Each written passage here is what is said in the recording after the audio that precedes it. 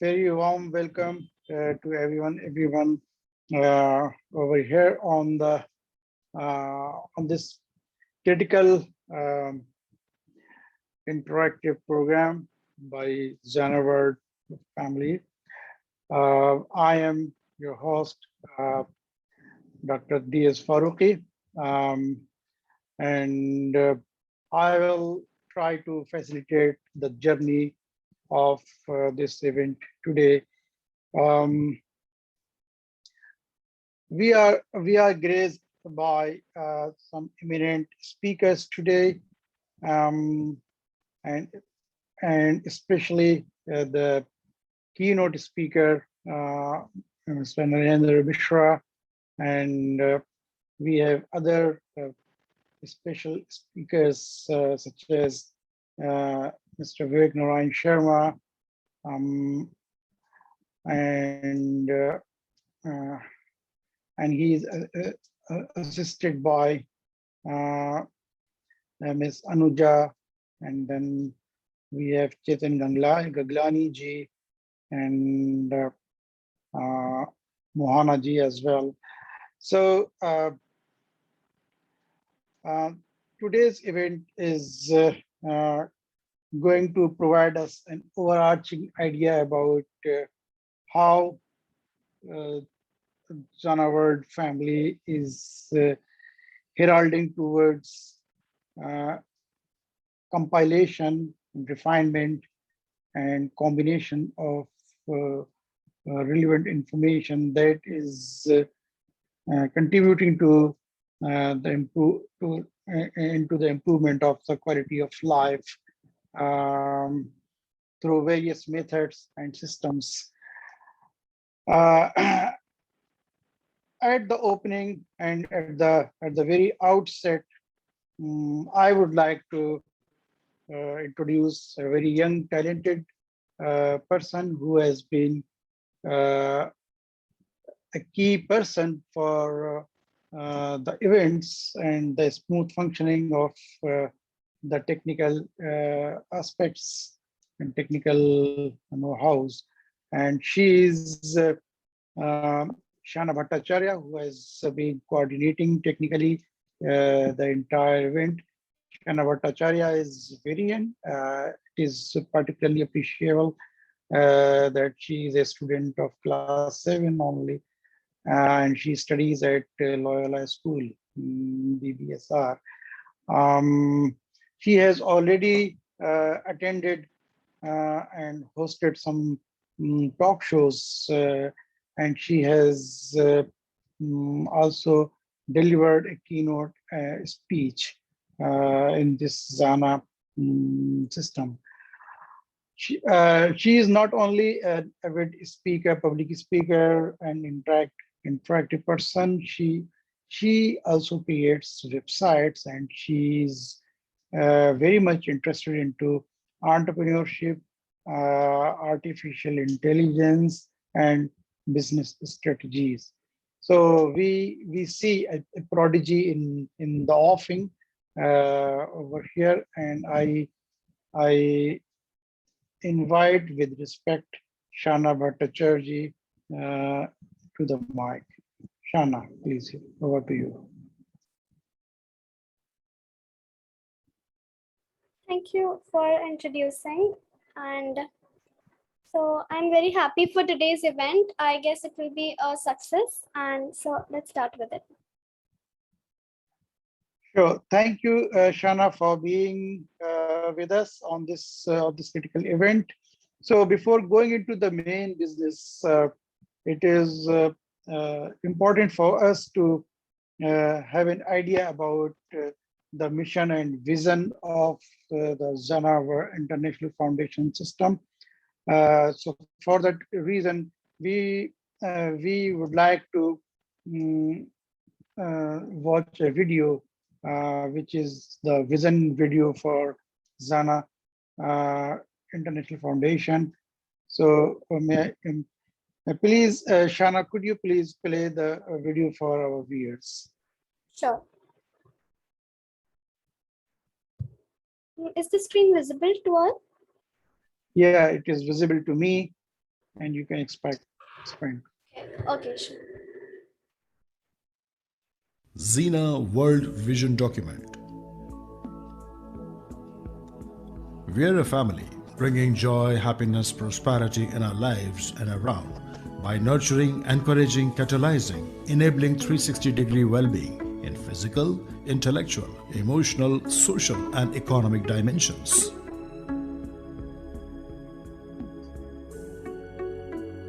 Our vision: abundance of joy, happiness, care, and prosperity for all.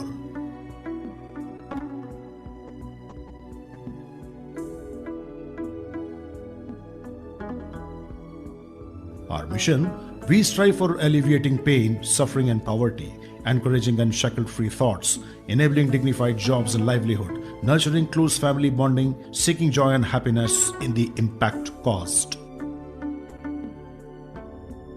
Our values: passion, work with passion and from heart.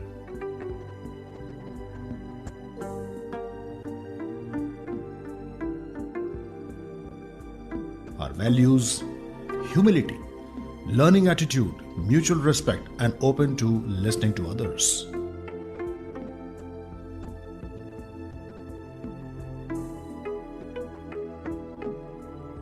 Our values: integrity, sincere, honest, and ethical principles.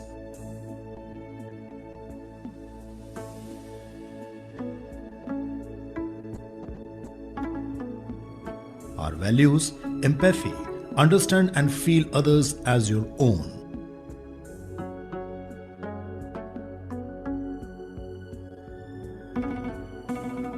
Our values: humanity, have compassion, brotherhood, fellow feeling, and kindness.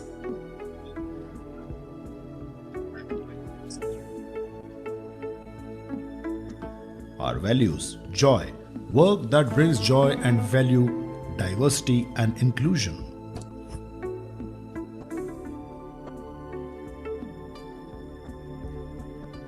Our character: trust, belief, faith, and confidence in self and in others, from where love and compassion emanate.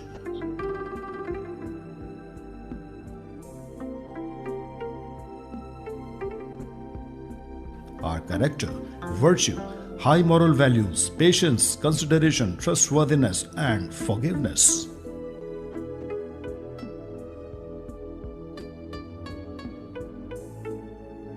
Our character: transparency, honesty, openness, and not guarded.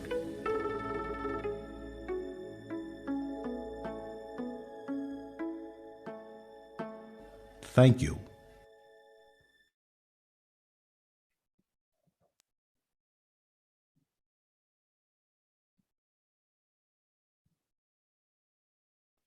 Thank you, Shana, for playing this video for us, which might have given a fair idea about what Zana World Family, Zana World Foundation is about. Um, Today's event is one of the critical events in the sense that we are trying to bring together certain expertise from different walks of life. And then we are trying to um, arrive on the understanding that how different expertise and informations are precipitating into a form which could be helpful for the Zonaward family and foundation, and how particular legal and financial aspects could better be improved with the help of today's interaction. For this reason, we have some eminent speakers in this event. One of those is Mr. Narendra Kumar Mishra, who will be delivering a keynote speech over here. Then we have specialists from different areas, just like from corporate law area. We have Mr. Vivek Narayan Sharma. We have Ms. Anuja D who will be uh, providing her ideas on governmental compliances and connections of not-for-profit with the government. Then we have Mr. Chetan Gaglani, who is an expert of accountancy, and then we will have a question and answer session in which the audience will be able to interact with the speakers, and the session will be moderated by Ms. Mohana Chattopadhyay. We will also have Dr. Vikram Dutt at the end, almost at the end of the program. So this is how we are going to roll out of this event. So if I am allowed, I hope everyone is up here and we are ready to take on with the speeches. And at this moment, I would like to invite our keynote speaker who will be delivering his speech, and he's Mr. Narendra Kumar Mishra. Mr. Mishra, could we have you here? And could we put a spotlight on her, Shana? On him, sorry, Shana. Thanks, Dr. Farooqi, sir. Basically, I'm honored here for having been entrusted with the responsibility of delivering today's keynote and welcome address. I'm in front of you only because the foundation has the faith in me as a new members like me. I'm really thankful to the organizers for giving me this opportunity. First, I would like you to introduce Xena International Foundation with you, our objective and the key activities which we do. So mainly our objective is to identify the main pain points of our society and to provide optimal solutions. And our main activities is to plan flagship programs like that. Today, I would like to introduce you to our today's MC, Dr. Daud Salim Farooqi, sir. He is the Director, Center for Evidence-Based Policy, Practice and Interventions. Dr. Farooqi is an Oxford University alumnus with degree in evidence-based policy. He is Executive Director for an Oxford research-based think tank, which is named Oxford Evidence and Interventions in the United Kingdom. Basically, his work is focused on evidence-based approach that empowers research, policymaking, and guidance of practices and interventions. Dr. Farooqi, before joining Oxford, obtained a PhD in psychology and taught this subject in Aligarh Muslim University for almost 5 years. His research and activism were focused on the understanding of abuse and exploitation of child laborers and its impact on their more development. So welcoming Dr. Farooqi here in this event. Now I would like to thank you, Dr. Farooqi. I would like to request Shana to play Strong Memories here. It's a short video. Shana, could you please play the, yeah. Is the screen visible? Yeah. It's Okay.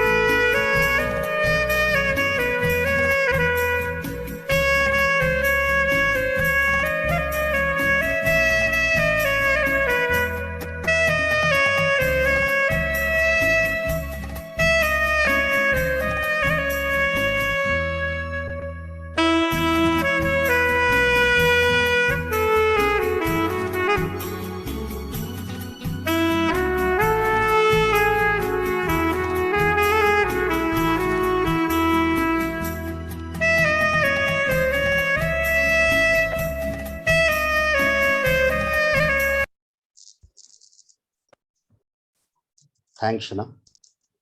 Lovely memories indeed. Yeah. Yeah, thank you. Before starting the event, I would like to just tell you a small, I have a memory too, while I was shooting a documentary there in Uttaranchal, one of the hill station over there, in one of the remote villages. So it's just story the shooting was totally, it was difficult terrain, it was raining, and it was difficult to stay there in that village during the rain, because during the rain whole village get disconnected from the whole world, there is no other way to so we were there for 1 month exactly in that village, and then we were shooting continuously for that documentary. It was based on water mills mainly, and the film called Three Men and a Bulb. So after the shoot, when we returned back to Bombay, and then we got the award to an IDPA, Indian Documentary Producers Association Award, wherein our whole budget was totally transferred, and which we were our keynote speakers going to speak on Section 8, on the transparency. So basically whole budget was transparent, we whatever we spent on that documentary, and we returned back whole money, the rest of the money to the organizers, from whom we got the fund and all. And due to this, we got 3 to 4 more projects from that, PSBT, and we got several awards, IDPA best documentary film production award in that year 2006. So it's just a small example on transparency, which we are our keynote speaker going to speak on. So now I'm going to give the mic to Dr. Farooqi sir. You can take the program and take it ahead. Thank you, Narendra ji. Thank you for a wonderful overview. Basically, it is important whenever you are calling on somebody for speaking on the mic. So you need to introduce them, and perhaps I missed that, and many of the audience do not know about Narenji. Actually, thank you, Narenji, but Narenji especially has this strong background into media and communication, and that is how he was able to delve on some areas related to communication. He is also he has a strong past of media and communication, and he was associated to NDTV, but currently he is associated to Bharati Foundation in its CSR division, which is associated to Airtel Group, and a combination of these two areas, the combination of these two areas makes him a strong resource to Zanaward Foundation as well. Thank you, Narenji, for today's Thank you. Thank you, Dr. Farooqi sir. Thank you, sir. Yeah. So moving on, we are going towards a specifically expert speech on Section 8 for NPO, not-for-profit organizations. And for that, we have Mr. Vivek Narayan Sharma, who is a social activist, and he is also an author, he is a speaker, and he practices, he is an advocate in Supreme Court of India as well. In his professional life, he has been actively engaged in different key roles with several organizations, including Joint Secretary, advisor, columnist, book author, academic council member, standing council, and speaker at hundreds of events and lectures. So presently, he is active as president of Society for Criminal Justice and associated as a chief national advisor with Ladli Foundation. Amazing. at the Society of Criminal Justice, he is focusing on the improvement of the criminal justice system in India.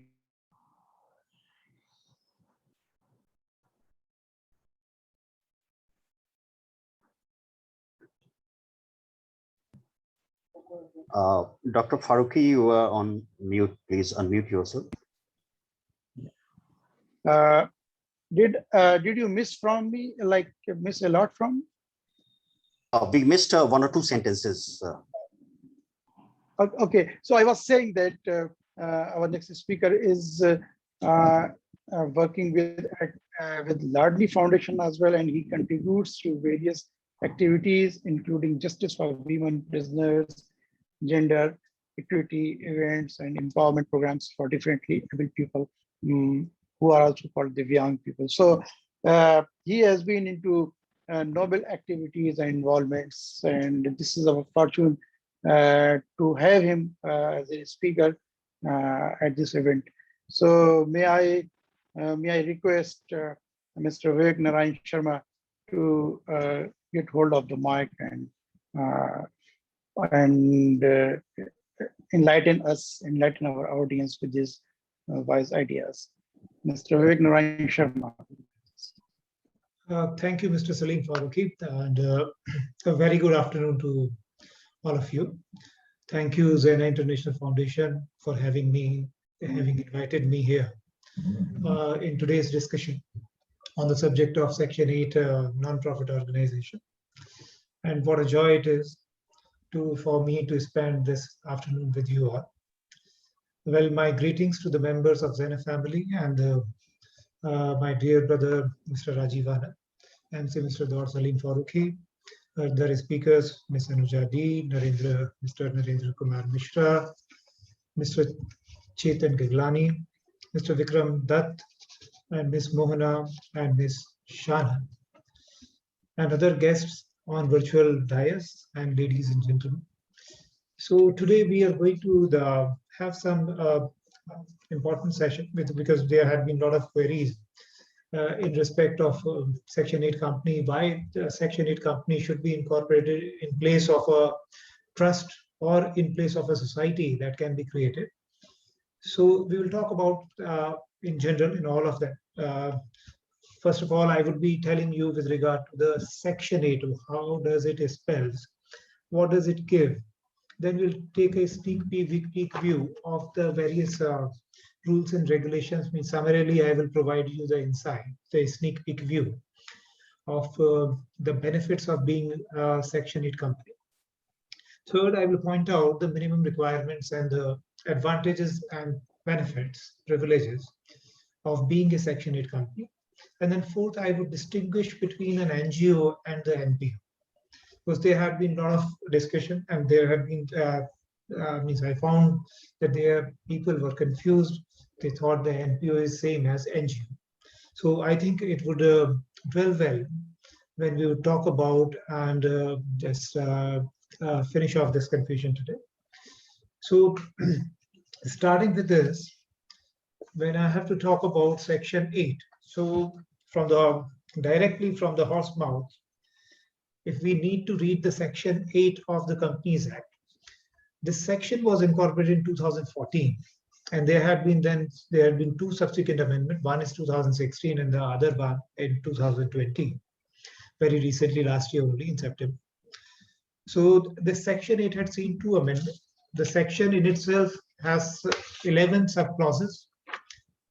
The clauses talk about the formation of a company. It is not, in fact, the formation of a company. Rather, it is the license which is given by the central government to any company. It may be a private company, it may be a public limited company, to which if it is specifying the object which are required to be, which are there in Section 8, then the fulfilling such a requirement, a company can apply for license, or a fresh company can also be incorporated in any. All those things, issues would be dwelled by Mr. Chetan Gaglani with regard to the procedural aspects. So I will talk more about, in the general parlance, the legal aspect of the same. So when we talk about the formation of company with charitable objects, so The section says where it is proved to be the satisfaction of the central government that a person or an association of persons proposed to be registered under this act as a limited company. So now the point is, when we are talking about a person, the person here is a juristic entity. That means it can be a firm, there can be two firms, there can be one individual or firm, or there can be two companies or more companies joining hands together to form a Section 8 company. The companies should have the object has to be promotion of commerce, arts, science, sports, education, research, social welfare, religion, charity, and protection of environment, or any such other object. So this clause is not, means it is not all inclusive clause. So therefore, any other term which may relate to the promotion of such other object can also be incorporated under Section 8. So the clause B of subsection 1 says that it intends to apply its profit, if any, or other income in promoting its objects. So first of all, the objects have to be these, as I mentioned just now. Then the company's intention should be that the profit that the company from its activity is going to earn or make, then in that case, those profits have to be applied for the purposes of achieving these objectives only. So what is not required to be done is that there should not be a direct, there should not be a third clause says there should be no dividend to the members of the company. So it intends to prohibit the payment of any dividend to its members. Though dividend is separate from the salary to the people who are working who are employed by the company. So there are two different terms. Dividend is the profit that is being made by the company, and then the distribution of those profits after, like in a formal company, after the shareholders have been adjusted with dividend and with regard to other things, the profits can be shared by the promoters of the company or the directors. So here it intends to prohibit the payment of any dividend to its member. So the clause further says the central government may by license issued in such manner as may be prescribed and on such conditions as it deems fit allows that such person or association of persons be registered as a limited company under this section without the addition to its name of the word limited, as the case may be the word private limited. So here, when we had read in the very beginning that the company was required to be limited, but it is a limited and private limited both inclusive here. So now the third part which comes out, the firm may be a member of the company registered under this section. So the company registered under this section shall enjoy all the privileges and subject to all obligations of limited company. But at the same time, a firm may be a member of a company registered under this section. So this is to clarify that in case there is any legal question that may arise in future. So the legislation has clarified that even a firm, a registered firm, a partnership. So firm, the ambit of firm is open here. So usually the firm is referred to as a partnership firm. So these can form a company together with an individual or a company. So now the objectives which are there while forming the company, they have to be adhered to. There can't be any change in the objective. Suppose these objectives are changed, then in that case, the revocation, the central government can revoke the license. And if they, on the basis of these objectives, the license is given under subsection 5 of this section 8. So revocation occurs in subsection 6. Now, if there is any revocation that is proposed by way of why the revocation can occur, I'll just read out the subclause. The central government may by order revoke the license granted to a company registered under this section if the company contravenes any of the requirement of this section or any of the conditions subject to which a license is issued or the affairs of the company are conducted fraudulently. So it means you have the company has departed from the objective, or the conditions of the objectives have been changed, or there had been fraud committed by the company. Then in these circumstances, or in a manner violative of the objective of the company, or company is acting in a manner which is prejudicial to the objectives of the company, or violative of the objective of the company, then in such a case, license can be revoked. But the condition is that before the company's license is revoked, the central government will have to provide an opportunity of hearing in the nature of towards it should be a reasonable opportunity of being heard towards the principle of natural justice. When we talk about the reasonable opportunity, means opportunity of hearing and reasonable opportunity of hearing are two distinct things. When we talk about the reasonable opportunity of hearing, it means that the company should be issued a notice. They should have sufficient time to respond to that notice. Second thing, after the notice and reply, they should be with application of mind, a decision should be taken. So it should not be so that notice has been sent and then the reply has come, but without fairly comprehending what is there in the reply, what is the explanation given by the company, the central government has decided, okay, we still revoke. So such an order would be violative, and then violative of the principles of natural justice. Then in that case, so it is quite challengeable in the courts. NCLT could look after. And then in such a scenario, such a revocation would be unlawful, and then could be quashed. So another requirement is that a copy of every such order shall be given to the registrar. That's there. So now what happens? These are the points. These were the points of principles of natural justice. Now, what happens when a company is to be revoked? This license has to be revoked. So there are three conditions which follow: that the company can be wound up, the company can be amalgamated into a separate company. Separate company means having the similar objectives, having this being incorporated under Section 8 only. So these are the things which may follow. Then subsection 7 talks about, then amalgamation is talked about in this subsection, in subsection 7, subsection 8, subsection 9. So where a license is revoked under subsection 6, the central government by order, if it is satisfied, it is essential in the public interest, direct the company be wound up under this act or amalgamated with another company registered under this section, provided that no such order shall be made unless the company is given a reasonable opportunity of being heard.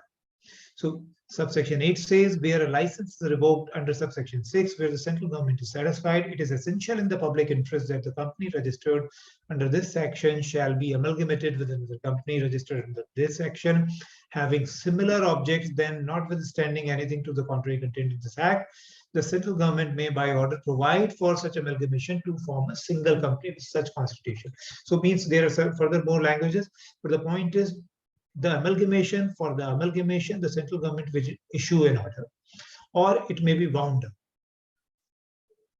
So if the company, their license has been revoked, then the company can be wound up as well. But the third means, I talked about, there are three positions which evolve from this. The third is the company can retain the character of being a limited company or a private company. So it may have a character if suppose it has failed to achieve the objectives or departed from the objectives that it had to follow.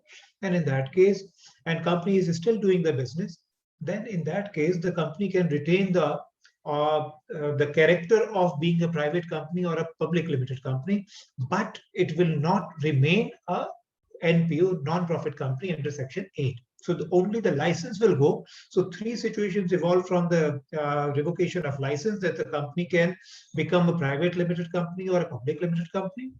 Second, it can be wound up. If suppose that is not possible, then it should be wound up subject to the order by NCLT. Then the third situation which evolves is that if it is in the public interest, then it should be amalgamated with a similar company registered under having license under Section 8 of the Companies Act and having the same types of objectives. So these are the situations which evolve. Then another very important aspect would be that if there had been any default with regard to the complying of any requirements which are laid down under this section, that is section 8, then in that case, there is a penalty. There is a prison as well.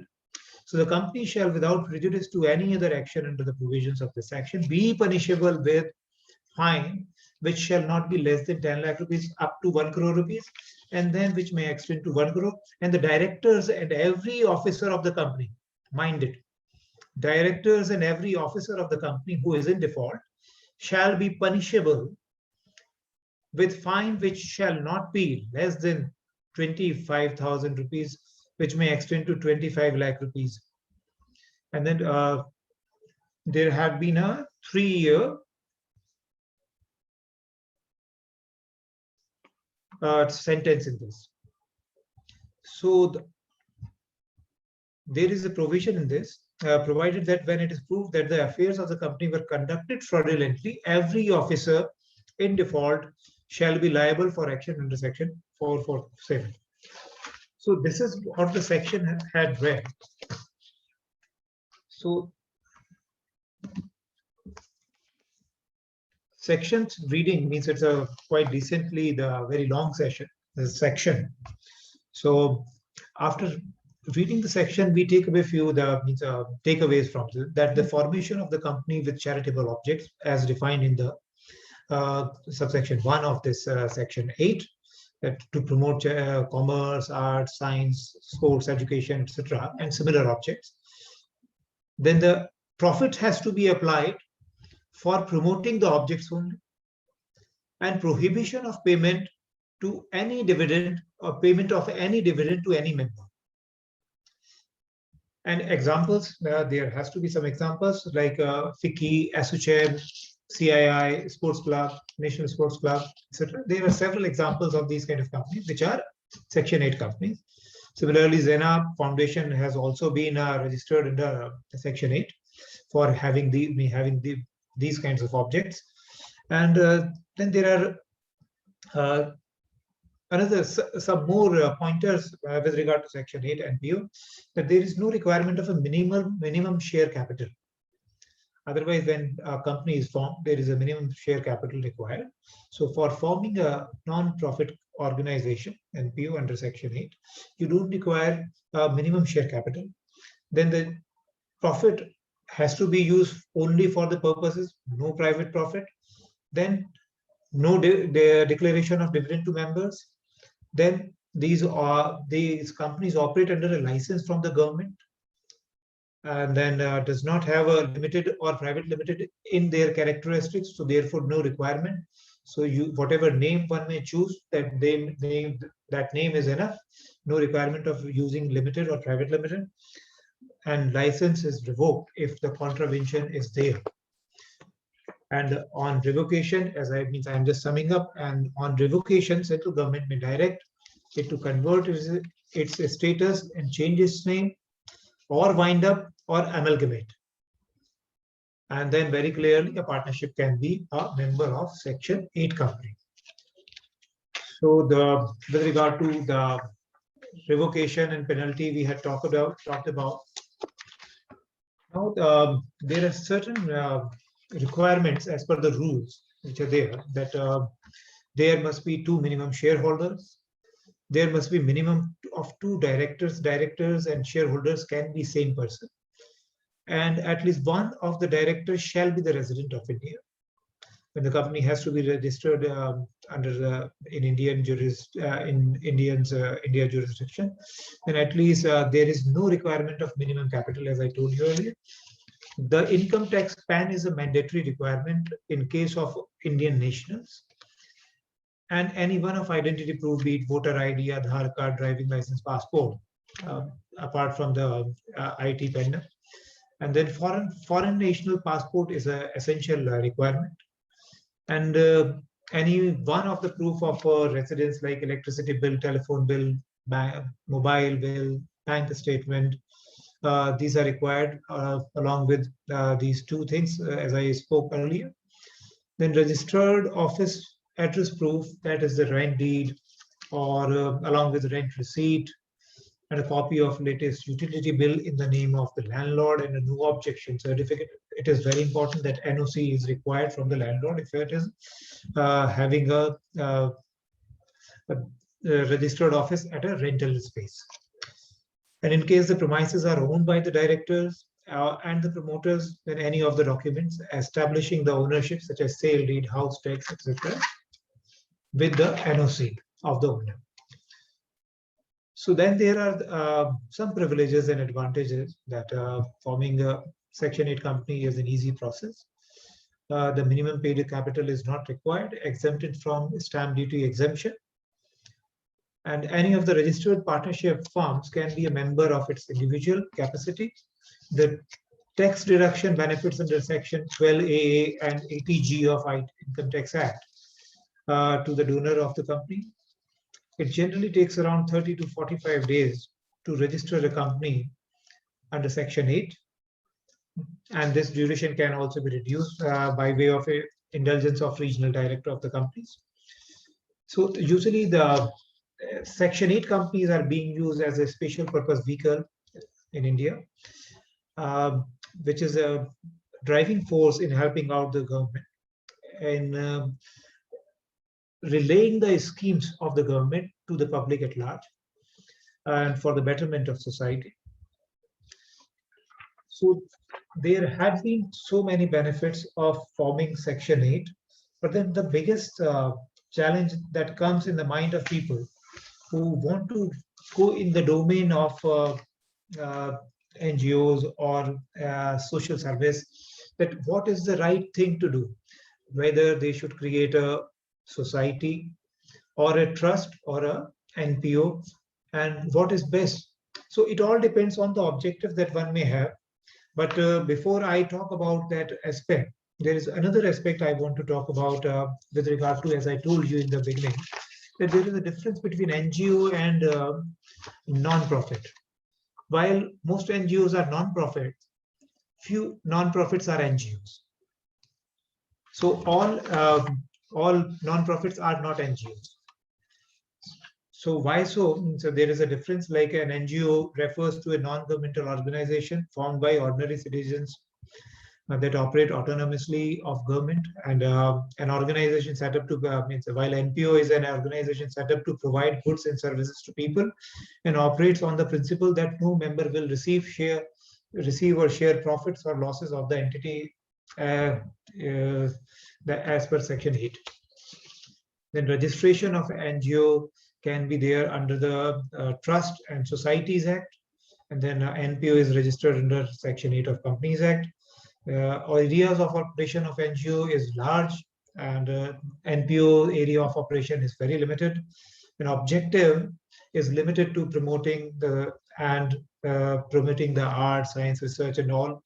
But in NGOs, in a company, in a society or trust registered under Societies Act or the Trust Act, one can have many more objectives, means elaborate objectives, and there can be mixture of objectives in creating a society or a trust. So there have been these fundamental differences here, but very important question, as I talked about, that there had been always this query coming to me, whether they should form an NGO, a society or a trust or an NPO. So the point to understand here is, for an NPO, means there is a regulatory requirement that you have to fill in on the with regard to regulatory requirement. Mr. Chetan would be pointing out what are the regulatory requirements, and there had been formal requirements which you have to fulfill. While creating the trust or society, there is no such formal requirement, though there is a requirement of submitting accounts, but usually it was the practice that people, the society or the trust would not submit the accounts. But now the government of India, from last 2 to 3 years, they have put a rigid regime with regard to that. And therefore lakhs of NGOs have been, their licenses have been cancelled by the government of India in the past couple of years. So the formal requirement or one will have to employ a separate tax person, a separate company person, CSI, to complete the requirements and audits of and submitting with the registrar with regard to an NPO, while these requirements are not there with the society or the trust. Another very important factor is with regard to the control. A person, what kind of control the person wants on the association or the trust or the NPO. If someone is creating an association, then in that case it has to be registered under the Societies Act. The requirement is minimum six members from different parts of India. We suppose this is a all India national entity that one is creating, or if it is a local entity, then 6 people from the local area. The requirement would be to have them, means there has to be regular election as per maybe the tenure can be 5 years or 6 years, but then you have to elect the body. And while you create a trust, there is no requirement of such an election because there are trustees or there is a donor. So there is much more control when people create trust, and there is less requirement to fulfill on the front of registrar. Of like registrar of companies, there are so many requirements that one has to fulfill. There are formal requirements. So when you are creating a NGO, then in that case, by putting so much of formal compliances in place, then sometimes people have very less number of hands or less money to be invested in these areas. So therefore, it depends what is our objective. So with all this, we would take further queries at the relevant time. And I hope I bring back the mic to Mr. Faruqi. And thank you very much once again for inviting me here. Have a great day. Thank you very much indeed, Mr. Vignan. You vastly elaborated the role of entities and the formation of entities and how they could be organized under the Section 8 NPOs and how subsections are operating on these on the performance of the entities. So of course, audience must have some questions. I request audience to keep note of their questions for a separate section where they can direct their section to the relevant speakers. So I thank you once again for your deliberation today. It was a really nice experience today to having you here. So moving on to the next speaker. In fact, we had, as per schedule, we had Anuja ji for the next talk, but somehow due to some health reasons, she is not going to deliver her talk today. Hopefully, we will be having her in some other program. So after that, we have another speaker, Mr. Chetan Gaglani. Chetan Gaglani ji is a practicing chartered accountant, and he has a vast experience. He has been practicing for over 28 years in the field of finance, audit, and taxation. So he's one of the key persons to have here. His skills are I can say that his skills in the area are limitless. He practices in Rajkot as well as in Mumbai, and the majority of his Mumbai clienteles comprise of various personalities from film and television industry. Many celebrities and choreographers and TV personalities consult him for his expertise. Besides his audit and taxation skills, Mr. Gaglani is also inclined towards classic culture, traditions, and spirituality as well. He has working knowledge of Sanskrit as well, and he is an avid reader of Indian and Western philosophy. He has been interested to study 9 Upanishads in original language as well as translations, and he is an ardent follower of Srimad Bhagavad Gita and tries to apply philosophy in practical life and even professionally. So this is our fortune to have him in our talk program by Xena World Foundation. So may I request Mr. Gaglani to enlighten our audience with his experience as well as knowledge. Mr. Gaglani, may we have you here? Yes. Thank you, Dr. Farooqi. Shana, I would like to share my screen. Yeah, sure. Shana? Sure. Yeah, now you can share, I guess. Yeah.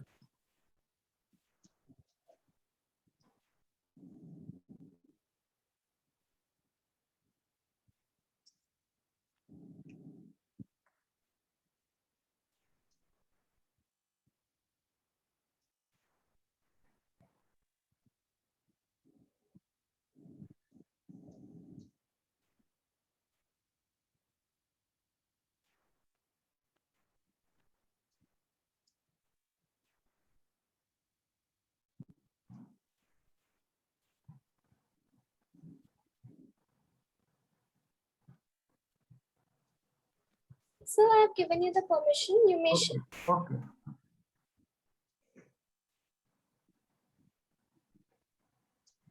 Yeah, can everybody see my screen? Yes, Yeah. it's visible. Yeah, it's visible to me.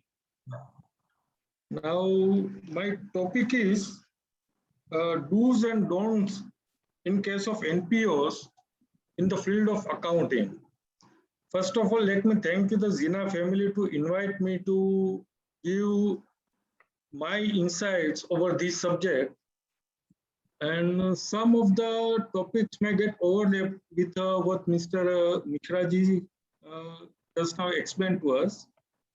Now, let me come over to the history of NPOs. Voluntary efforts has always been, one second. Voluntary effort has always been an integral part of Indian culture and social tradition. Now, there are 3 sectors basically in every society. One is the government, second is the private business, and the third one is what we call voluntary organizations. Voluntary organizations play an important role as it's an independent force outside the realm of the government and private business. So in financial terms, this sector depends heavily on both the government and the private business. The World Bank has defined NPOs as private organizations that pursue activities to relieve suffering, promote the interests of the poor, protect the environment, provide basic social services, or undertake community development. So basically, in our policy also, the policy of Xena International Foundation also, we are having the same activities, we are pursuing the same activities. The World Bank has further classified operational NPOs into 3 main groups. One is community-based organizations. These serve a specific population in a narrow geographical area in individual developing countries. The second one is national organizations. Usually these operate in developing countries. And the third one is international organizations. These are typically headquartered in developed countries and carry out operations in more than one developing country, like Amnesty International, PETA, like that. Now, Mishraji explained us the definition of Section 8 company. Basically, it encompasses is 10 types of activities: arts, commerce, education, charity, protection of environment, sports, science, research, social welfare, religion, and intends to use its profits and other income for promoting these objectives only. So these differentiates NPOs from other private organizations. An NPO cannot apply its income or its profit in any purpose other than these 10 purposes or similar purposes. Legally, what it cannot do, whatever profit or income is being generated, it cannot pass on this profit by way of dividend to its shareholders. Now, examples, very famous examples of Section 8 companies include Federation of Indian Chambers of Commerce and Industry, like FICCI in India, Confederation of Indian Industries, and many other numerous sports organizations like BCCI, etc. The objective of these companies is facilitating the growth of trade and commerce in India. Now, certain features we listen from Mishra ji. What are the features of Section 8 company? I am trying to cover certain topics which could not be covered by because of absence of Anuja ji. I am trying to cover those compliance topics also. What are the features of a Section 8 company? First of all, it should be a charitable objective. Section 8 companies do not aim to make profit. Their objective is purely charitable in nature. They aim to further causes like science, culture, research, sports, religion, etc. As you are told, there is no minimum share capital requirement. But the most important part is that liabilities of members of this company is limited.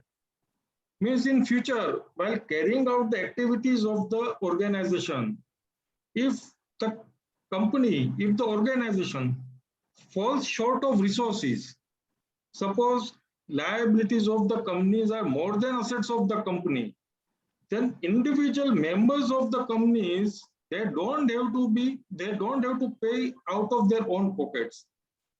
Their liabilities is always limited. Then, as Vivek ji explained us, there should be a government license. NGOs, NPOs under Section 8 are more creditable than private source societies because such companies can function only if they have the central government's license. Of course, the government can revoke this license as explained to us by Vivek ji. There are certain privileges attached to the company that also we are being explained, and firms are can also become members of the company.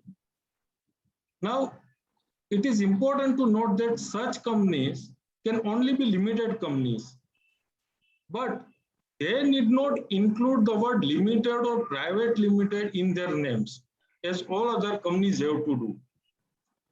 Since the existence of such companies is based on the license granted to them, they cannot even alter their memorandum and articles of association without the permission of the central government.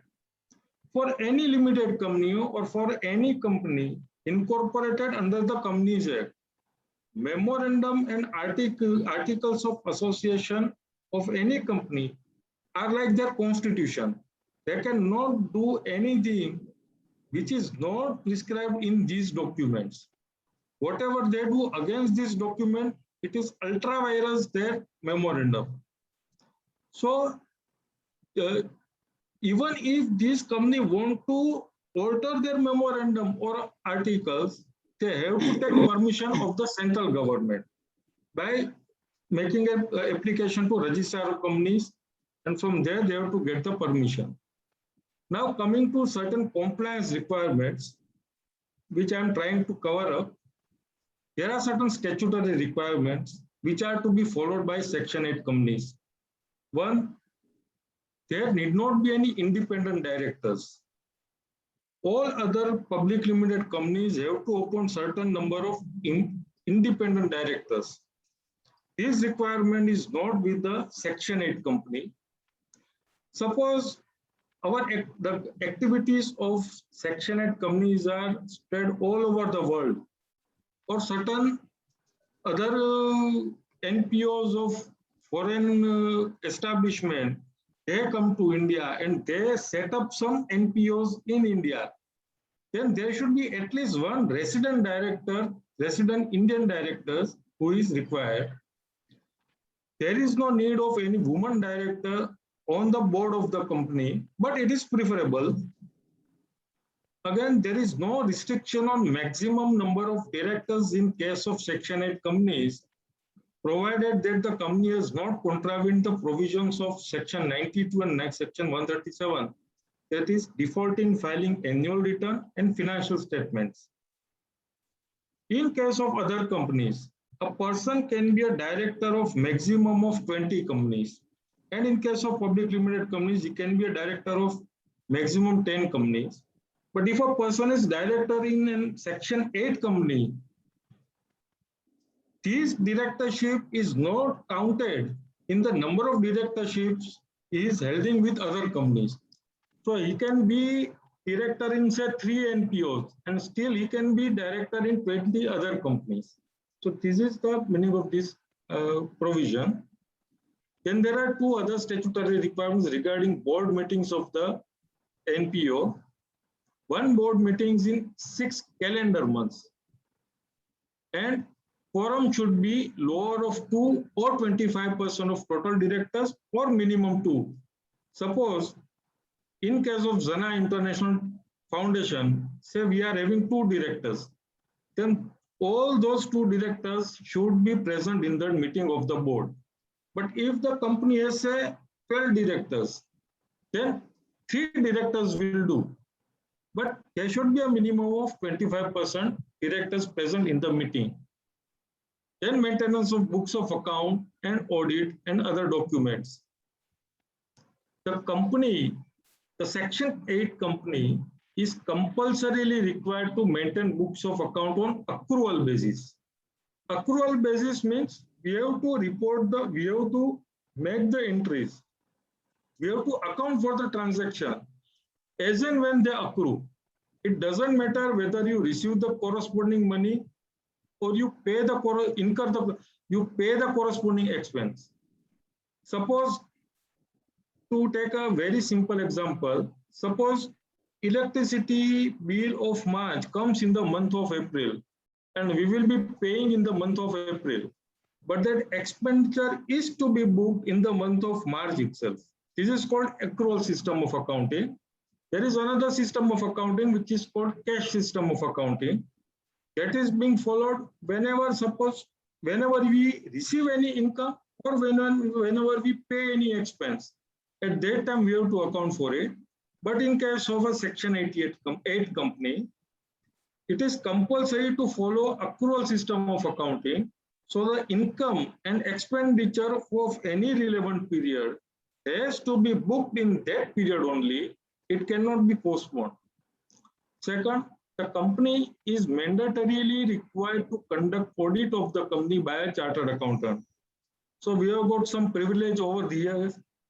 All the Section 8 companies have to get their accounts compulsorily audited from a practicing chartered accountant. Third one, the company is required to maintain a statutory register consisting of its members, loans obtained if any, charges created if any, its directors, as enumerated under Section 8 of the Companies Act 2013. The fourth one, Section 8 company has to file several returns as per the Companies Act, as per the Income Tax Act. In many of the compliances specified under the Companies Act in respect of other private limited companies or public limited companies, Section 8 company is being given exemption to file those reports. There are only 2 requirements. One is director's report in form number AOC4 that should be filed within 30 days of the annual general meeting, and an annual return in form MGT7 within 60 days of the annual general meeting. And in income tax, it has to file an income tax return before 30th September of the relevant year. Now, advantages of Section 8 companies. As told to us by Vivek ji, Section 8 companies do not require a minimum paid up share capital like other companies. Members of the company are having limited liability. Numerous tax exemptions are applicable if the company gets a certificate under Section 12AA. Then profit of the company, whatever profit is earned by Section 8 company, it is tax-free. Further, if it gets a certificate under Section 80G of the Income Tax Act, then whatever donation is given to the NPO, to the Section 8 company, that donation is deductible in the hands of the payer. So there are numerous tax exemptions which are applicable to a Section 8 companies. Further, it is company is not required to use suffix of private limited or limited. There is concession in stamp duty during registration. Firm can also be a member. The most important one is there is a perpetual existence and separate legal status. Suppose two persons have formed a Section 8 company and both persons died. Then also the company will stay forever. It has to follow certain compliances. Then, as I told you, under Companies Act also, there are several exemptions from carrying out several procedural compliances, and it has more credibility than compared to NGOs, societies, and trusts because they are recognized by the central government's license. Similarly, there are certain disadvantages also. Members are not allowed to share profits. In Section 8 companies, dividend cannot be distributed to the members of the company. As I explained earlier, amendments to the memorandum and articles shall not be done without permission from the central government. Suppose you lose the non-profit veil, if the license is revoked, and if you choose to become a normal company, the normal income tax returns, normal income tax rates are applicable, and even if the conditions subject to which exemption under Section 12AA is granted to the company, if those conditions are not fulfilled, then the tax rate is same as the normal private limited or public limited company. Cancellation of the license is possible on several grounds which we might never thought of. Since there is restriction in Section 8 for distribution of profits and payment of any dividend to its member, the company cannot issue redeemable preference shares. These are some of the disadvantages, but I think advantages are more in weight compared to the disadvantages. Now, strictly coming to my topic, what should be done and what should not be done? Let us come to that. Dues of Section 88 company. First, name of the company as per Rule 87 of the Companies Incorporation Rules 2014. For the companies under Section 8 of the Act, the name shall include the words foundation, forum, association, federation, chambers, confederation, council, electoral trust, like that. See, our NPO's name is also Xena International Foundation. So one of these words should be there in the name. Then articles of association of the company can have entrenchment clause in terms of provisions of Section 5.3. What is entrenchment clause? This clause usually is inserted by someone who is giving a hefty donation to the company or who is having a commanding position. suppose I am contributing, say, 10 crores to the foundation and tell them and put a condition that without my permission, certain asset should not be purchased, or after purchasing suppose these 10 crores are for buying these premises or a capital asset. Without my permission, this cannot be sold. There can be several types of such types of entrenchment clauses, which is possible in the case of Section 8 company. Then holding of another company, Section 8 company can promote another company and be a holding company of another company who is in the similar activities prescribed by Section 8. So Xena International Foundation can be a holding company of another company. Then the objects of Section 8 company can be altered by taking shareholders' approval and approval of registrar of companies in terms of Section 8. That is, without central government's approval, objects cannot be changed. Then election of directors by ballot.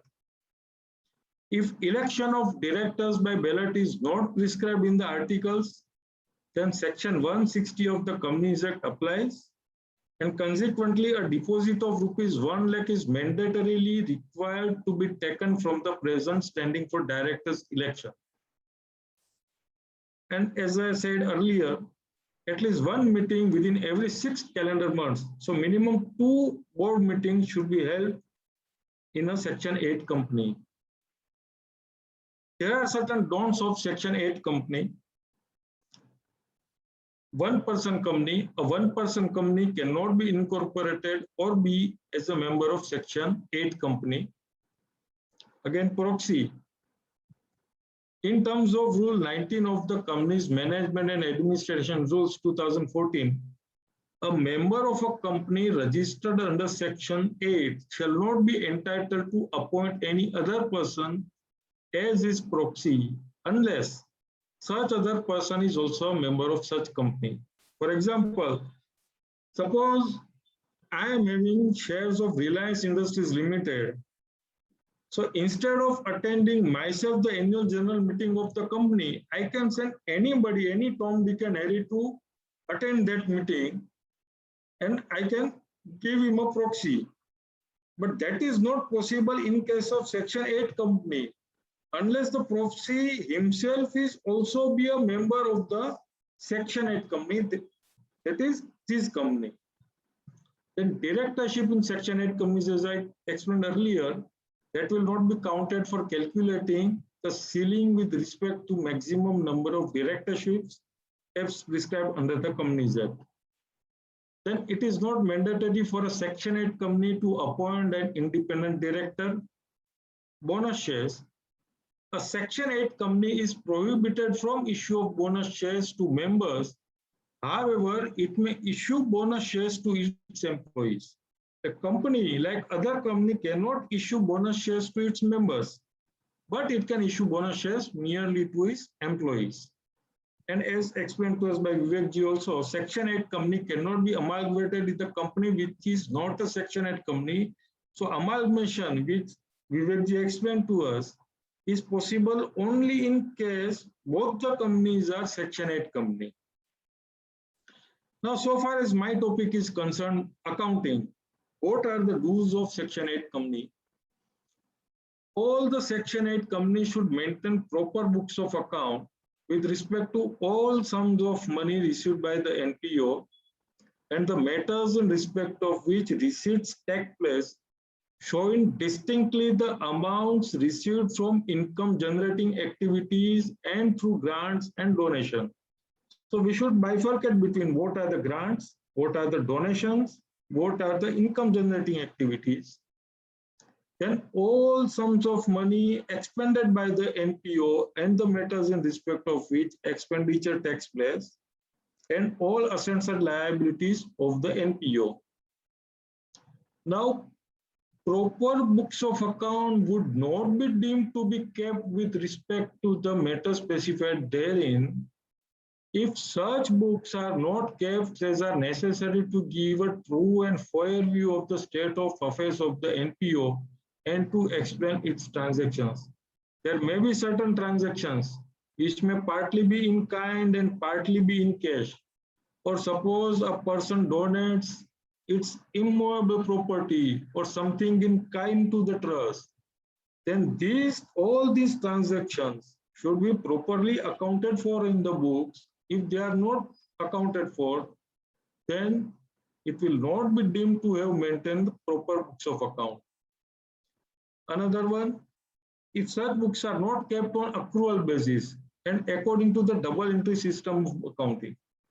So while doing the accounting of any NPO, only double entry system of accounting should be followed.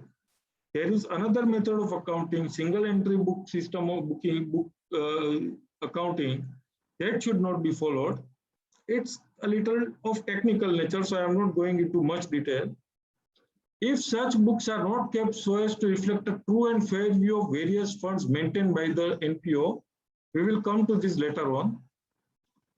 The books of account of an NPO may be structured in a manner that is suited to its needs and requirements. There may be various needs of a company which may compel it to follow a certain type of accounting, like a separate set of books and records may be maintained for foreign and Indian contribution. Suppose my NPO is receiving donations from foreign, okay? There should be a separate record for that, because this is the requirement of Foreign Contribution Regulation at FCRA. Similarly, separate sets of books and records may be maintained by various projects, branches, and field offices that the NPO may have for implementing its programs and interventions. Like suppose there is one project undertaken by the company, and there are 3 other projects undertaken by the company. So for each project, the company can maintain separate sets of books. Separate ledgers and records may also be maintained with regard to the various funds representing the grants received from various resources, including the government and different funding agencies received with or without stipulations and restrictions. This may also be referred to as fund-based accounting. Now, here I will take some time to explain you different types of funding and donations. Section 8 company are not allowed to raise funds by way of deposits from public. All other companies, public limited companies, are allowed to accept deposits from the public. But Section 8 companies are not allowed to raise funds by way of deposits. But they can accept donations from the general public. They can accept donations. They can accept foreign donations also. Foreign donations are allowed only when FCRA registration has been taken. FCRA means Foreign Contribution Regulation Act. FCRA license can only be applied after 3 years from the date of registration. However, if it is really urgent to receive foreign donations, then one may apply for prior permission from Commissioner. Then equity funding. Section 8 company can also raise funding by issuing new equity shares at a higher value. And domestic donations. There is no restriction on domestic donation. However, a proper check must be kept in order to avoid the money laundering cases. Now, let us understand properly the funding.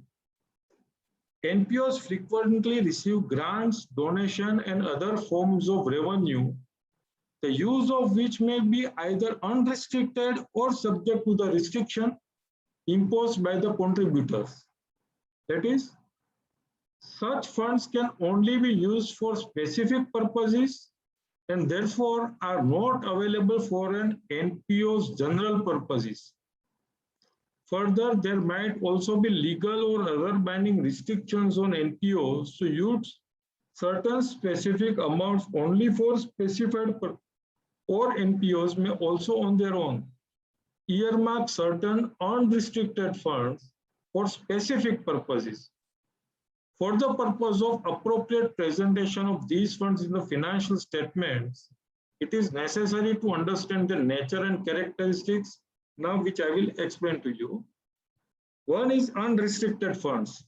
One type of donation is unrestricted funds. Unrestricted funds refer to funds contributed to an NPO with no specific restrictions.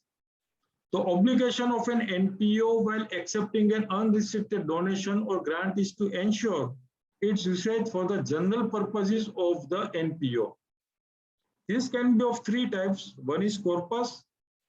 Corpus refer to fund contributed by founders and promoters, generally to start the NPO. Usually no repayment is ordinarily expected of such grants. Second one is designated fund. Designated funds are unrestricted funds. There is no conditions attached to these funds, but which have been set aside by the company itself, by the management, for specific purposes or to meet future commitments. Unlike restricted funds, any designations are self-imposed and are not normally legally binding. The NPO can leave the designation whenever it wishes and reallocate the funds to some other designated person. And the third one is general fund. Unrestricted funds other than designated funds and corpus are part of general fund. The another part is restricted fund. Thereafter, let us understand all these simultaneously. Restricted funds are subject to certain conditions set out by the contributors and agreed to by the NPO when accepting the contributions.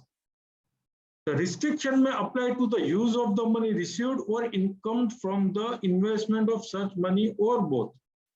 Suppose I am contributing 10 crores to Xena with a condition that income earned from this investment, my fund, my whatever donation I am giving, might be invested in, say, FDs. And whatever income is being earned, that should be utilized towards sports. That means Xena cannot use these 10 crores for any other purpose. They have to compulsorily keep in bank fixed deposit, and whatever income is accruing from that deposit, they cannot use to any purpose other than sports. That is called the restriction. Restriction can be either to the monies which I am donating or income from that money. And if no such condition is there, then that is unrestricted funds, which we discussed earlier. Unrestricted funds are of three types. One is corpus, which usually founders contribute. The other one is designated fund. Foundation, management itself earmarks certain fund for certain purpose. Now they can leave that condition that this fund earlier, which was earmarked for purpose 1, can be used for purpose 2 also. They can leave that this condition. But in case of restricted fund, suppose I am giving donation to the trust, to the company, with the condition that income from this investment should be applied to sports only, then that is being a restricted fund. So a restriction may apply to the use of the money received or income earned from the investment of such monies or both. Funds, the use of which is subject to legal restrictions, are also considered as restricted funds. Endowment funds are another form of restricted funds. Endowment funds are those funds which have been received with a stipulation from the contributor donor that the amount received should not be used for any purpose. Only the income earned from these funds can be used either for general purpose of the NPO. So in the example which I gave you, suppose I am giving 10 crores to the company with the condition that these funds should be utilized for sports only, then that is restricted fund. So those 10 crores can only be used for sports. But if I am making a condition that these 10 crores should not be used at all, they should be only invested, and whatever income is accruing from that investment, that only should be applied towards sports, then that will become an endowment fund. So for each type of fund, there is a separate treatment in profit and income and expenditure account and books. But that is too technical in nature, so I am not going in much detail. Just to sum up, designated funds are created by appropriation of the surplus for the year for meeting a revenue expenditure or capital expenditure.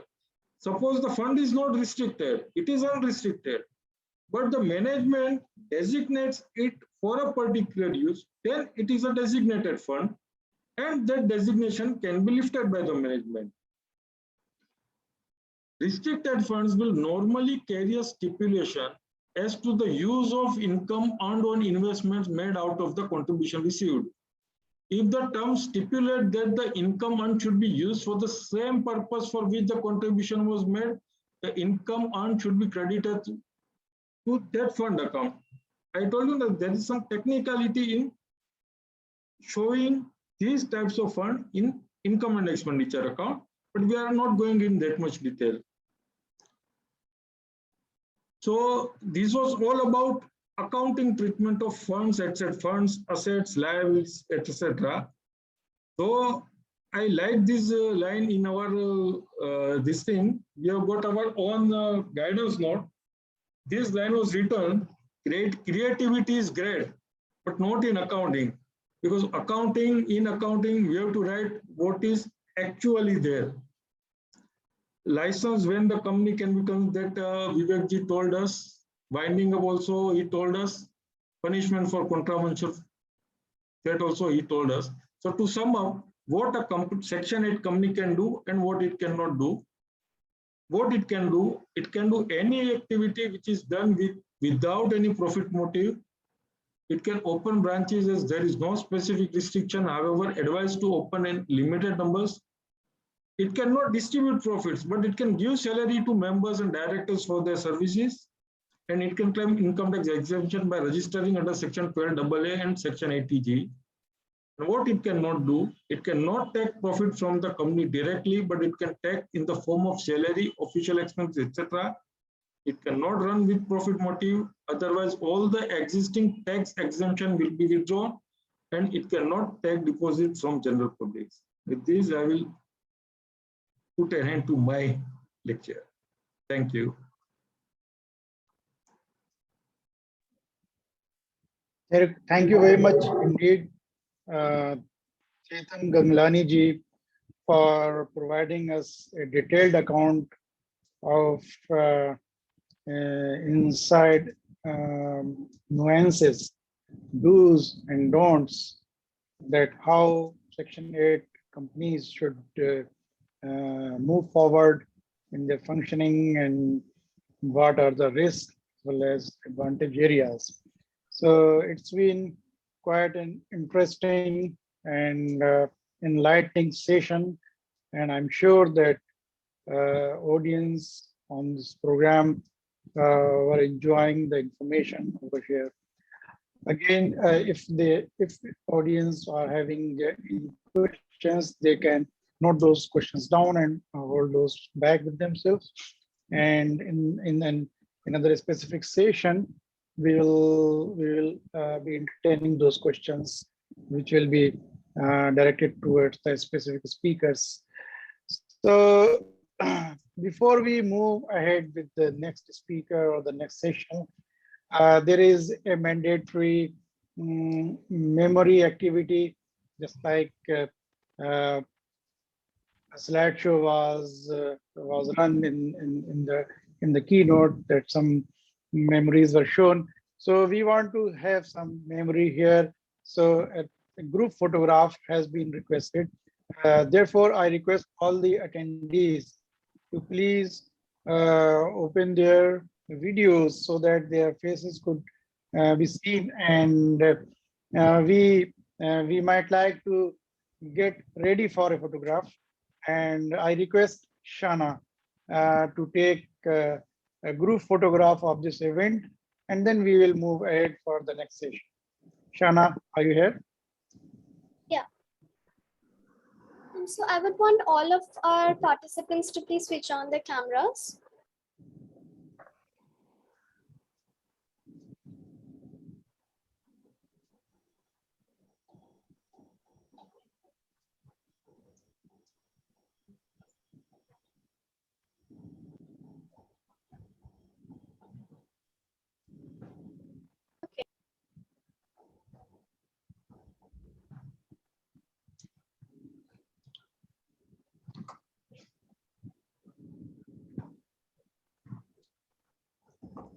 Please let us know once you are done with the photograph.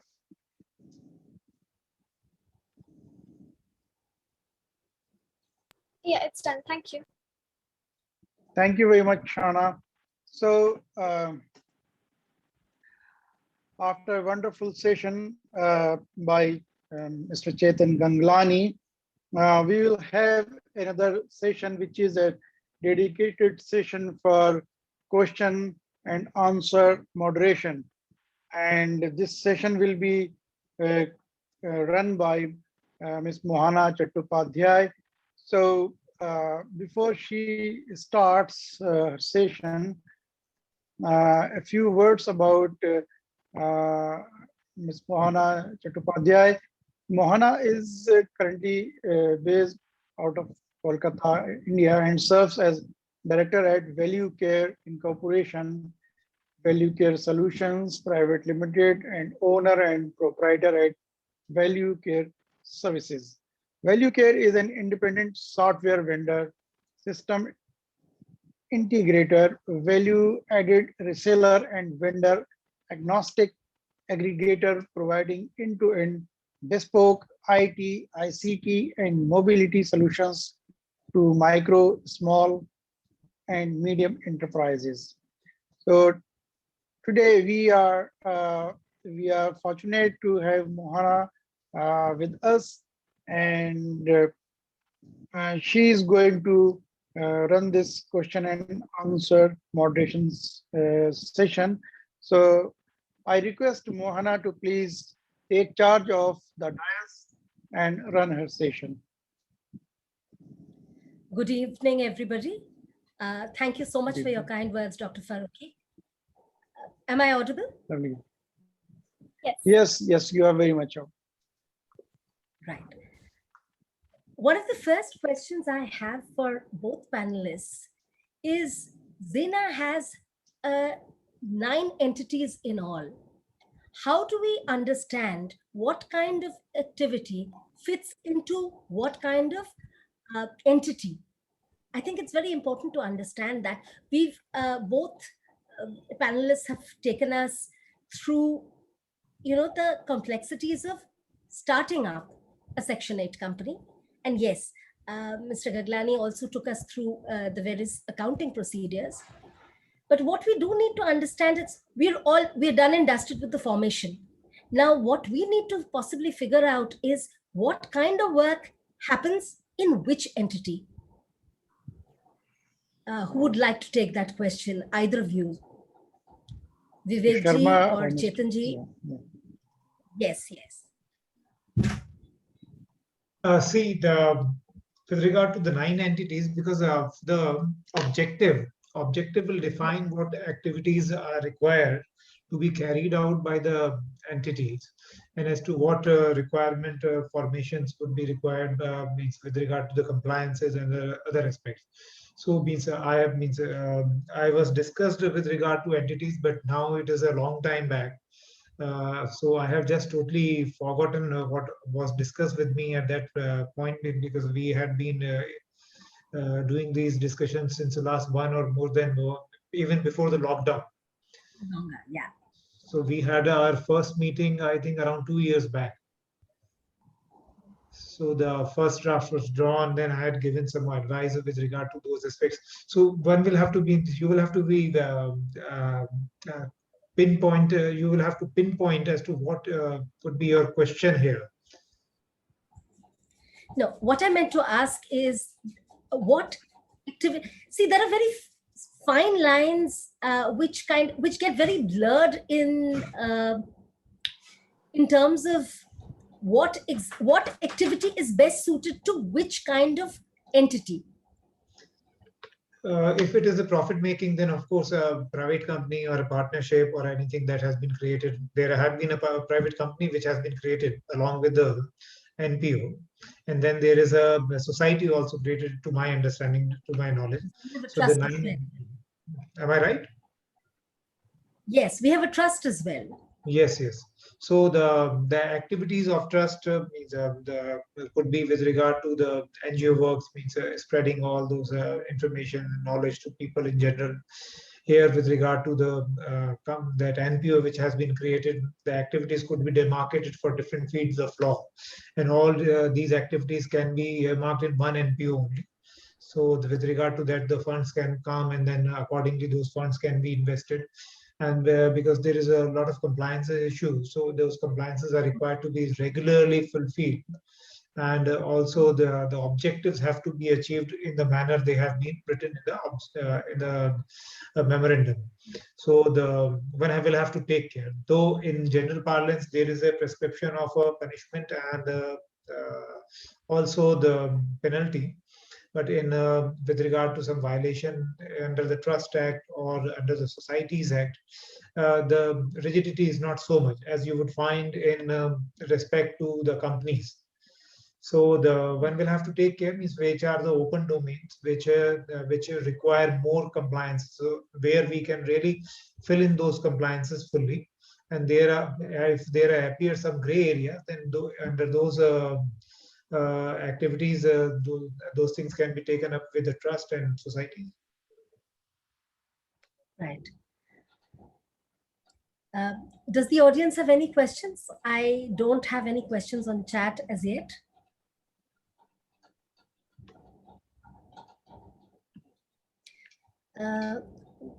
Please feel free to unmute yourself. And Shana, can everybody unmute themselves? Is that option available? Or Yeah, that's yes. Mohana, through you, I would like to ask, although I am coordinating this event, but I am taking this opportunity that nobody else is asking a question. So Mohana, through you, I have a question to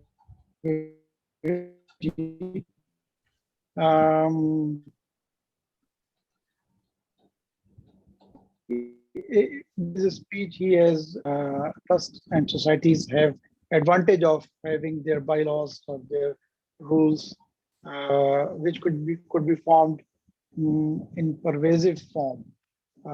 Those have more spectrum and range and option to mix different sub laws as compared to Section 8 companies. So this is visibly an advantage as compared to Section 8 companies. Then why Section 8 and why not trust and society?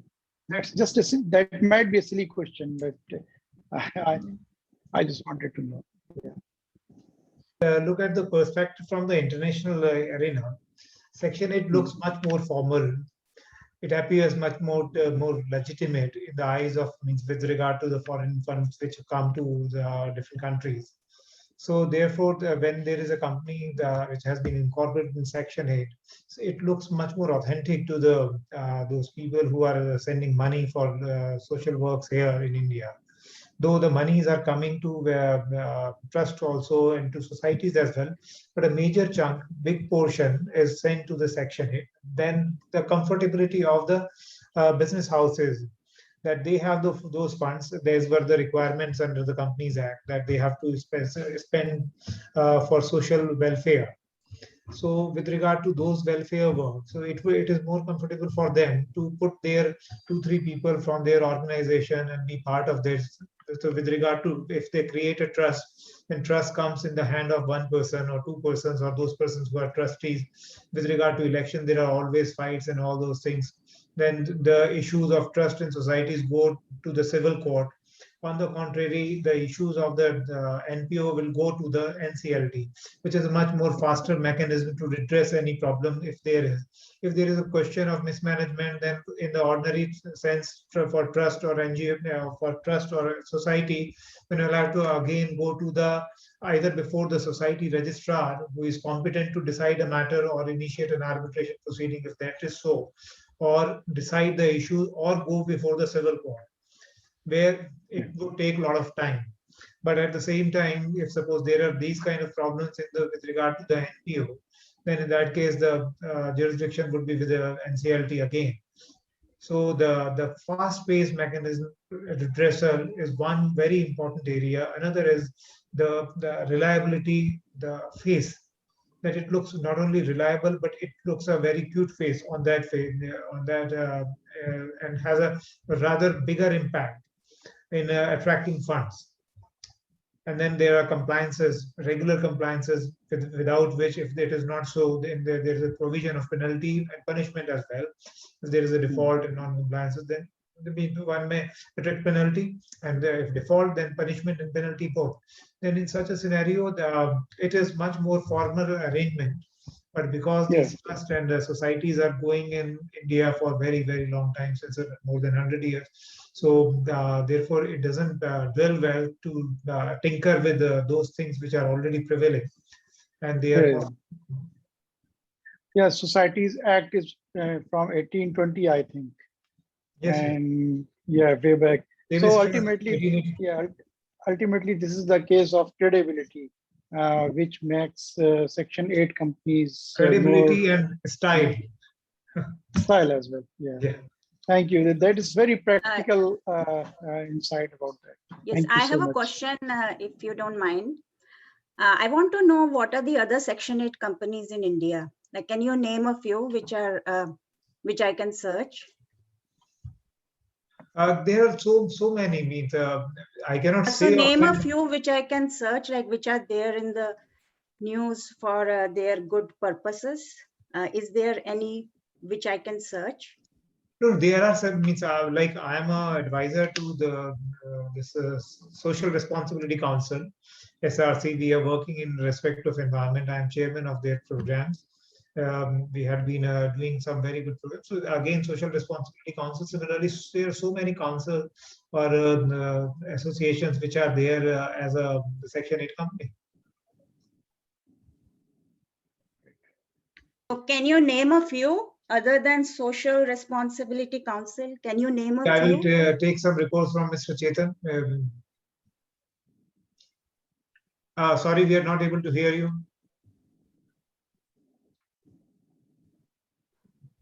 FICCI, CII, Confederation of Indian Industries. Yeah, those names were already taken by us. Apart from that, I think she wants to. Apart from that, certain clubs like Karnavati Club in Bombay, they are Section 8 company. There are several gymkhanas and clubs in Bombay also. I had mentioned National Sports Club of India is also Section 8. Before Section 8, there was earlier companies in 1956. Right. So there's Delhi Golf Club is also Section 8. There. So many companies now, instead of before Section 8 came into existence in 2013 Act, earlier there was companies at 1956, and many gymkhanas, clubs, they were incorporated in Section 25 of the Companies Act. Sorry, 1956, yeah. Section 25. I see, interesting. So there were companies have been incorporated, many clubs. Okay, so there were lightweight companies like gymkhanas and this Karnavati Club, and then there are heavy duty companies like golf courses. Yes, yeah. So they are basically leisure and serious kind, because yes. So it's a mixture of both, and this Section 8 came into existence in 2014, right? New Act came in new category. It has been just reframed, like a new name has been given to the same thing. Yes. Is it to bypass some kind of taxation?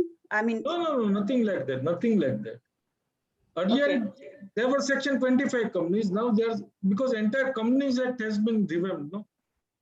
Earlier it was Companies Act 1956. Now it is 2013. That section is more or less the same. I see. Okay. I hope your questions have been answered. That's all what we have time for in the Q&A round. I hand the session back to Dr. Farooqi with a lot of thanks and for the participation from everyone. Thank you.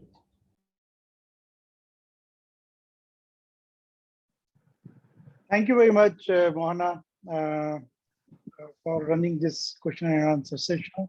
And of course, we had a large chunk of information delivered by two eminent speakers, Mr. Vivek Sharma and Mr. Chetan Gaglani, and some of us wanted to satisfy their queries as well.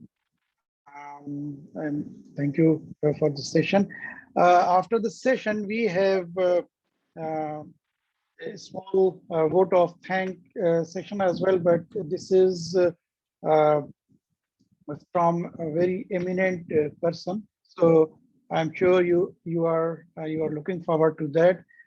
The vote of thanks will be delivered by Professor Vikram Dutt, who is an academician, social activist, and consultant by profession. He is working as an eminent principal and mentor with Delhi Metropolitan Education Society in Noida after his retirement. He is also associated with an NGO advisor. During more than 35 years of work experience, he has worked as a consultant on various social and management issues such as education, health, children's, human resource planning. Along with his consulting services, he has held various positions as advisor and member on various boards. In this journey, he has suffered a spinal injury as well. During 1976-22, he is a political science graduate from Delhi University, and he has obtained his PhD in social work from United States of America. And he has a long history of teaching communication subjects. So this is indeed our fortune to have Professor Dutt with us, and he will be delivering his vote of thanks to this program. May I request Professor Vikram Dutt to please take charge of the dais and deliver his vote of thanks to this program. Thank you very much, Dr. Farooqi. It is indeed very wonderful to have an Oxford alumnus like yourself with us here today. It is a matter of great interest that a person from the media world, Narendra Mishra, a great, very well-known filmmaker who started his career with NDTV, delivered the first address. And I'm a professor of mass communication, and I have been given the privilege of delivering the vote of thanks. This is probably symptomatic of the fact that no matter what activity we are involved in, communication today, especially in these days of pandemic, when things are going online, when face-to-face meetings are not possible, the entire system of communications has changed. And thus, it is symbolic of times that a communicator gives the keynote address and another communicator gives the vote of thanks. First of all, of course, thanks to Xena Foundation for putting this together and Rajiv. My special thanks to Vivek Sharma ji for his excellent treatise on the differences between a trust, a society, and now a Section 8 company, earlier probably referred to as a Section 25 company. I have spent 4 years in the NGO sector, and I've headed large NGOs. I've worked with the government as an advisor on NGOs. But till today, I think it is still a chicken and egg problem or a chicken and egg issue कि best कौन सा है, trust, society or a Section 8. I must compliment the young lady Prajna from Calcutta who asked a very interesting question and labeled Section 8 companies as lightweight companies, gymkhanas and golf courses and such like. I compliment you on your insight because old timers in the social work sector like me think similarly. That Section 8 company has been created with the blessings of those in power, fueled by the ambitions of the multinationals to make it a very simple playing field for them. But it is a very interesting presentation by Vivek, and compliments to you, Vivek sir. Later, Chetan Gaglani ji brought his wealth of experience and knowledge to play and told us about it was a wonderful presentation on how accounting should be done. And I think it is wonderful to know that if you do good work, you have to do good accounting. In all the NGOs that I have been involved with and are currently involved in, we have a very simple rule. Balance sheets for the last 10 years must be online. Baat khatam. Where is the jugglery? I tend to somehow, Vivek ji, to disagree that a majority of the funds come to Section 8 companies. The NGOs I have been involved with, even currently, I'm involved with the All India Confederation of the Blind. We receive significant amounts, all under FCRA regulations, and we work as a society. So there is a lot to be said for both. And special thanks to Vivek Narayan ji and to Chetan Gaglani ji again for highlighting the nuances of what all is required to function effectively as a not-for-profit organization in our country. Thank you both again very much. Mohana, it was a pleasure listening to you. And though the questions were very few, my experience of this pandemic age and the internet age has been people hesitate to open up with questions. But your question, Farooqi Saab's question, and Prajna's, I would say, interjection rather than question, were fantastic. I finally must, before complimenting young Shana Bhattacharya for a competent job, I must more than compliment her. I must compliment the organizers who had the faith in her to give her such an important task. And you did well, Shana. Very well done. And again, before I say final thanks, I repeat my thanks to Mr. Mishra ji. I have seen many of his documentaries and they are indeed wonderful. And I wish someday he would share them within our Xena Foundation. And Farooqi Saab, Oxford, is so marvelous. The fact is that British chale gaye, sab kuch chale gaye, but Oxford and Cambridge still have their charm. In my entire career so far, I feel my greatest accomplishment has been that one of my students, who Narinder ji is from Uttarakhand, where you made your award-winning film, from a small village in Uttarakhand, made her way to Delhi, did brilliantly, passed out from Miranda House, was by an Institute of Science there, a new organization called Jawaharlal Nehru Center for Advanced Studies in Physics under Bharat Ratna C.N.R. Rao. She was personally picked up by him. And later, she got the Schlumberger Foundation scholarship and went to Cambridge and did her PhD, but that is not important. What is important is she became the first Asian to become the president of the Cambridge University Students' Union. This is what Cambridge and Oxford means to us. It gives the opportunity to blossom. Like Xena here is giving an opportunity to everybody to blossom, especially this young girl, Shana. Thank you all very much. Thank you, Dr. Fine. Thank you very much, Professor Dutt, for such a vast and all-encompassing I'm not sure I'm being heard. Um, Sorry. Thank you very much, Professor Dutt, for an all-encompassing and vast vote of thanks, which covered every nook and corner of this entire event.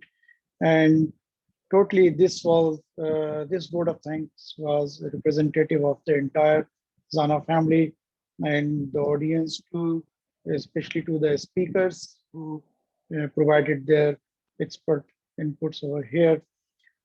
Thank you once again, Professor Dutt. Now we are moving ahead, and as per our tradition, we will run Zana anthem voice, and for that I would again request to Shana to run this Zana anthem. Uh, Shana, can you please run the anthem of Zana anthem, please? Sure. Is the screen visible? Yes, it is. Okay.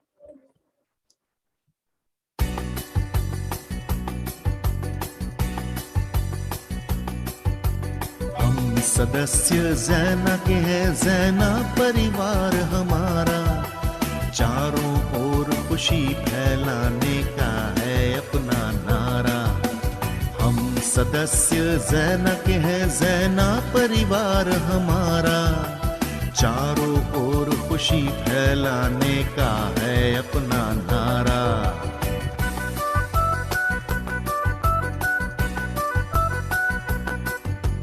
कष्ट गरीबी दुख हरने का हम संकल्प उठाए, धरती को कुटुंब करने के लिए प्रयास बढ़ाए।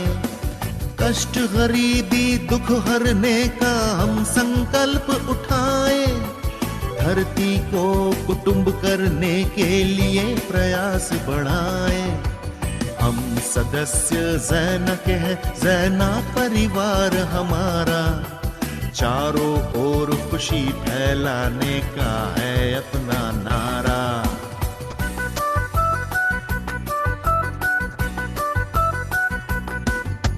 सबको रोजी रोटी हो और सबको हो खुशहाली, हो निर्बाध विचार भावना सदा सीखने वाली। सबको रोजी रोटी हो और सबको हो खुशहाली, हो निर्बाध विचार भावना सदा सीखने वाली। हम सदस्य ज़ैना के हैं, ज़ैना परिवार हमारा, चारों ओर खुशी फैलाने का है अपना नारा।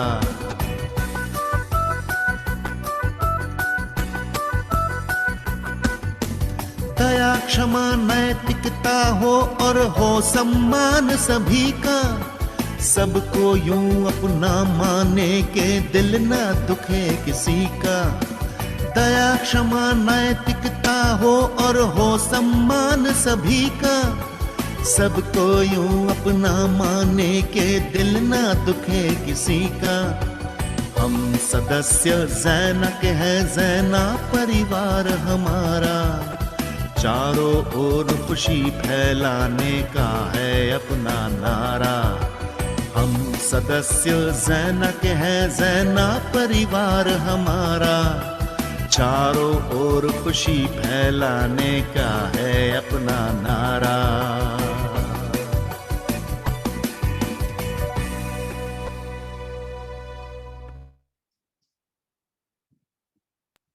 Thank you. Thank you, Shana, for running this. The today's event comes to an end.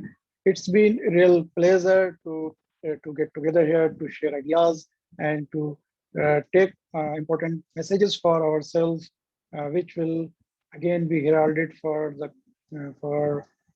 development of the society as well as the Sana family. With this resolve, we part our ways, and with very good wishes and and looking forward to next meetings whenever we will have a chance.